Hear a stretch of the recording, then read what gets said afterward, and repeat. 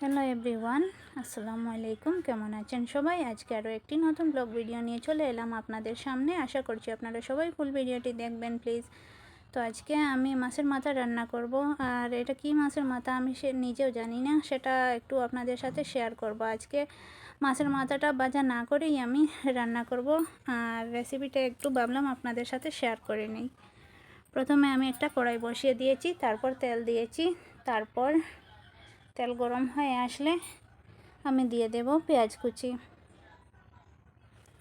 কুচি দিয়ে আমি সুন্দর করে কিছুক্ষণ পেঁয়াজ কুচিগুলোকে ভালো করে ভাজা করে নেব।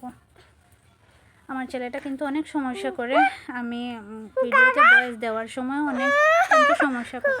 তো আমি কিন্তু সব সময় মাছ ভাজা করেই রান্না করি, আর আজকে আমার বাসায় কিন্তু সবাই মাছ ভাজা করে রান্না করে খেতে পছন্দ করেন। আজকে যেহেতু মাছের মাথা আমি রান্না করছি, ভাবছি যে আজকে ভাজা করব না, যেহেতু আমাকে একাই খেতে হবে। তো যাই হোক, তারপর পেঁয়াজ কিছুক্ষণ ভাজা হয়ে গেলে আমি এখানে পেঁয়াজ, রসুন, আদা পেস্ট করে রেখেছিলাম আরও কিছুটা, সেগুলোকে দিয়ে দিয়েছি। দিয়ে এখন আমি সবগুলো মশলা একসাথে ভালো করে কষিয়ে নেব। ভালো করে কিছুক্ষণ কষানো হয়ে গেলে আমি দিয়ে দেব কিছুটা পানি দিয়ে আরও একটু নাড়াচাড়া করে নেব। তারপর এখানে আমি দিয়ে দেব স্বাদ মতো লবণ, লাল মরিচের গুঁড়ো প্রায় 1.5 চামচের মতো দিয়েছি, হলুদ গুঁড়ো দিয়েছি 1/2 চামচ, আর জিরা গুঁড়ো দিয়েছি 1/2 চামচ। দিয়ে এখন আমি সবগুলো মশলা একসাথে আরও কিছুক্ষণ ভালো করে কষিয়ে নেব, যতক্ষণ পর্যন্ত মশলা থেকে তেল না ছেড়ে দেয় ততক্ষণ পর্যন্ত। তো অনেকক্ষণ সময় নিয়ে আমি মশলাগুলোকে কষিয়ে নিয়েছি। তারপর আমি দিয়ে দেব 2-3টার মতো টমেটো কেটে।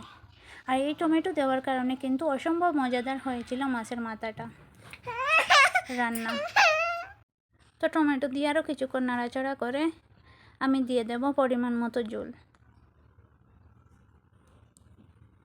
তো আমি পরিমাণ মতো জল দিয়ে দিয়েছি। এখানে আরও কিছুটা নাড়াচাড়া করে আমি এখন দিয়ে দেব মাছের মাথার পিসগুলোকে। তো আমি একটা মাছের মাথা প্রায় 4 পিস করে নিয়েছি, অনেক বড় ছিল কিন্তু মাছের মাথাটা, সেগুলোকে দিয়ে দেব এখন।